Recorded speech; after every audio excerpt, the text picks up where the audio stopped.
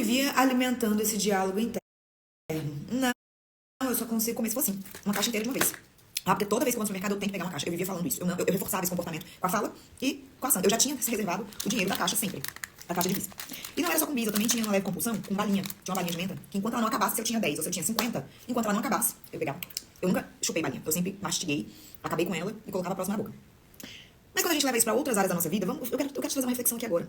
Quais diálogos internos você tem tido sobre seus comportamentos ruins que você sabe que não são bons, não são positivos, e você afirma: não, eu sou assim. Vou te falar uma coisa que eu dizia muito sobre mim. Eu sou preguiçosa. Eu sempre disse que eu sou preguiçosa. Que eu sou lenta para fazer as coisas. E sabe qual que é o resultado disso? É realmente viver refém da minha preguiça e ser muito lenta para fazer as coisas que eu tenho que fazer. Tudo que eu me proponho a fazer, eu antes sempre falei: não, mas eu sou lenta demais, nossa, tudo me arrasto para fazer. E de fato, tudo aquilo que você fala se torna verdade. Porque você acredita naquilo, você vibra nessa frequência. Então, eu quero te trazer a consciência agora do quanto a sua boca é poderosa. Do quanto você tem usado a sua boca e a sua mente para se ocupar com coisas negativas que você não quer que aconteça. Por exemplo, quando a gente fica muito preocupada com algo que não aconteceu, a gente nem sabe se vai acontecer, mas a gente fica assim, ó. Ai, e se meu filho começar a usar drogas? Ai, e se eu engordar e não conseguir emagrecer? Ai, e se na gravidez... um exemplo. Minha primeira gravidez, que nasceu a Bela, uma filha incrível, maravilhosa, super saudável. Aí, eu tive a filha da promessa, que foi a Catarina, né? Eu falo que foi a filha da promessa porque Deus me prometeu ela quando ela meio que não era possível de chegar. Eu tava na igreja uma vez e a pastora, no meio do culto, ela veio na minha direção e falou assim: eu vejo você aqui na igreja com barrigão e sua filha no colo do seu marido. A filha, no caso, seria a Bela. Só que meu marido nunca tinha ido à igreja comigo. Ele não gostava de ir pra igreja. E ele já tinha falado que não queria ter outros filhos. E eu olhei pra aquela profecia, pra aquela palavra lançada pra mim. E sabe aquela crença, devagar, aquela crença que você tem assim: tá bom, é porque ela não conhece meu marido. Mas não era ela que tava falando, era Deus. Era Deus que tava falando. Toda vez que eu lembro dessa história, eu dá vontade de chorar. E 2 dias depois que ela me falou isso, o Gustavo saiu de casa e a gente se separou. Então, ei, que promessa é essa? Que loucura. Como que Deus me promete, me revela algo que não vai acontecer? Não, filha. O que ele te revela vai acontecer. Você precisa passar pelo processo. E acreditar e confiar nele. Fazer a sua parte. E aí tá, engravidei da Catarina. E toda vez que eu ia numa igreja, que eu tava com alguém, uma irmã e tal, aparecia alguém fazendo alguma profecia sobre o quanto a gravidez da Catarina, enquanto a gente ainda nem sabia o sexo, iria mudar a minha fase e ia fortalecer a minha fé. Ia mudar a minha fase espiritual e fortalecer a minha fé. Quando eu ouvi essa mensagem, sabe qual foi o meu diálogo interno? Gente, como eu tive a minha primeira filha, ela veio perfeita, com saudável. Eu acho que a segunda filha vai vir com algum tipo de doença, alguma coisa que eu vou precisar me agarrar em Deus pra cuidar dela. Eu vou ter que abrir mão da minha vida pra cuidar dela. Vocês acreditam? Olha que loucura! Olha que loucura! Eu pensava isso, eu passei alguns meses alimentando na minha cabeça. Como Deus é misericordioso, porque se dependesse dos meus pensamentos, meu Deus, como eu fui tola. E aí eu fiquei alimentando esse diálogo. Eu falo, cara, como o meu primeiro parto foi incrível, foi tudo certo, apesar, né, de um processo bem doloroso. O segundo parto, será que vai ter alguma complicação? Será que é ali que Deus vai usar a minha fé? Será que, sabe, meu diálogo interno era só coisa ruim? Era só coisa negativa. Eu tava querendo me preparar. Então, amada, que tá aqui, me ouvindo, a minha mensagem é pra você mudar o seu diálogo interno. Parar de trabalhar com aquilo que você tá vendo. Primeiro, que a sua visão é limitada. E segundo, as suas palavras têm muito poder. Tem muito poder. Eu nunca esqueço das vezes que eu falei em voz alta, mas sem ninguém por perto. Eu só falei. Primeiro eu pensei por muito tempo e algumas 2 vezes eu falei em voz alta. Enquanto eu percebi que meu casamento tava afundando, ao invés de eu pensar em recuperar, em saber como que eu ia fazer pra mudar aquele cenário, eu me conformei com aquele cenário. E aí eu comecei a fazer tratamento estético, comprar roupa, e, né, tive várias compulsões financeiras. Compulsão por procedimento estético. Eu fiz muito procedimento estético, um pouquinho antes da gente separar. Nada exagerado, mas assim, tava acima, tava além da conta, sabe? E aí eu lembro que eu falava assim: pelo menos se a gente separar, eu vou estar bonita e meu guarda-roupa renovado. Abriu até uma luz aqui agora, do natural, na janela. Eu falei isso, gente. Eu primeiro alimentei isso aqui, e alguns dias, umas 2 ou 3 vezes, eu verbalizei isso. Eu falei: pelo menos se a gente separar, eu vou estar mais bonita e vou estar com o guarda-roupa renovado. Ao invés de eu alimentar o diálogo assim: o que eu vou fazer pra gente recuperar, pra gente ficar junto, pra gente ficar bem, pra gente ser pra sempre, pra gente sair dessa fase ruim que a gente tá vivendo. Qual é a fase que você tá vivendo, que você tá reclamando? Sabia que reclamar é permanecer? É repetir.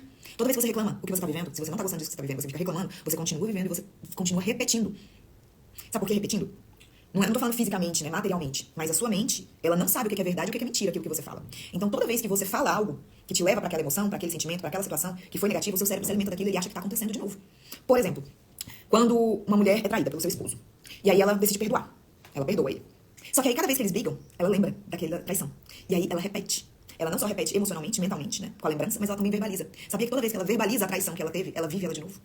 Toda vez que você verbaliza algo ruim que aconteceu no passado, a sua mente entende que você tá vivendo aquilo de novo. É por isso que na Bíblia está escrito: traga à memória aquilo que dá esperança. Quais têm sido os seus diálogos internos? Quais memórias você tem alimentado quais lembranças você tem alimentado na sua memória? Isso é tão poderoso, tão poderoso. Na primeira ou na segunda semana, uma das coisas que eu bati muito na tecla com as minhas alunas durante as curvas foi sobre o poder dos pensamentos. Sobre aquilo que elas falam, aquilo que elas pensam de si mesmas. Sabe aquela coisa de: eu não sou capaz, eu não sou merecedora, eu não sou suficiente, eu não sou adequada, eu não tô cabendo naquele lugar, eu não mereço esses amigos, eu não sei falar bonito, eu não sei me vestir bem, eu não sou tão bonita assim. Esses diálogos não vêm de Deus. Esses diálogos você alimenta, e toda vez que você alimenta um diálogo interno negativo, você tá de papo com o diabo. Tô te dizendo uma verdade. Toda vez que você tem um diálogo interno negativo a seu respeito, você tá de papo, você tá flertando com o inimigo. Você tá fazendo amizade com ele. Sai dessa vida. Sai dessa. Não flerte com o inimigo. Toda vez que você tem um diálogo interno negativo a seu respeito, você está flertando com o inimigo. Pare agora com esse relacionamento que você tem tido com ele. Comece a falar sobre você aquilo que Deus disse que você é. Aquilo que Deus tem a seu respeito para te dizer. Você consegue abrir uma caixa de bis e comer um bis.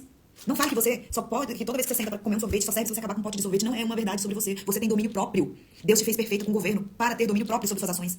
A carne é fraca? Não, a carne só é fraca quando o espírito é fraco. Fortaleça seu espírito, fortaleça seu diálogo interno, fortaleça sua mente, blinde a sua mente, as suas emoções. Aparte de você toda vez, apartai de você toda vez que algum diálogo interno, que algum pensamento ruim, torpe, chulo sobre você, sobre a seu respeito, aparte de você. Fala, isso não vem de Deus. Se isso não vem de Deus, eu que não vou ficar pensando nisso. Vou repetir. Toda vez que você alimenta um diálogo interno negativo ao seu respeito, você está flertando com o inimigo, com o diabo, com o demônio, com o tinhoso. Você está criando um relacionamento, estreitando um relacionamento com ele. Porque tudo que ele quer na vida, o papel dele nessa terra, é ter uma visão distorcida de você. É que você tenha uma visão distorcida ao seu respeito. Então ele vai alimentar que você é feia, que você não é tão bonita assim, que você não é inteligente assim, tão inteligente assim, que você não merece um alto cargo, prosperar na sua vida como fulano prosperou. Não, a fulana prosperou porque ela teve sorte. Isso não me cabe. Claro que te cabe. A prosperidade é natural.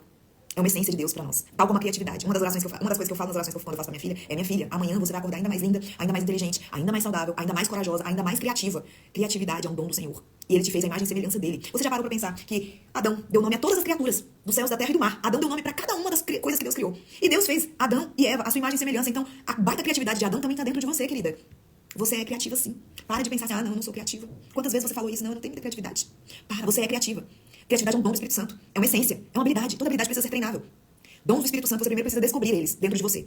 Para então você ativar ele dentro de você. E aí você vai treinar para potencializar eles dentro de você. Para então você transmitir isso e materializar esse dom para você, na sua vida e para as outras pessoas que estão perto de você. E aí você vai chegar no último estágio do Espírito Santo. Do dom, daquele dom que o Espírito Santo colocou aí dentro de você. Você vai transbordar ele. Foi para isso que Deus te chamou aqui na Terra. Não foi para ter uma vida medíocre, uma vida mesquinha, uma vida de miséria, uma vida razoável. Uma vida ali, ó, na linha do ok, tá tudo bem. Não foi para isso que Deus te chamou para ser. Você é forte, você é corajosa. Você é muito mais forte do que você pensa. Você só vai descobrir essa força quando você precisar de vamos ver. Só que você só vai descobrir a força que você tem se você se colocar para ser forte, ao invés de aceitar um papel de vítima. E ficar, eu não dou conta. Tá vendo? Foi por causa disso que eu não consegui prosperar. Foi por causa disso que a minha empresa fechou. Foi por causa da pandemia que meu relacionamento acabou. Foi por causa daquilo que não deu certo outra coisa. Cuidado com seu diálogo interno. Que essa mensagem, ela entra como uma flecha no seu coração. E que você nunca mais esqueça o poder dessas palavras. Eu tô com uma irmã grávida internada no hospital que eu fui visitar ontem. E ela fez um testemunho no Instagram dela, alguns dias depois que ela foi internada.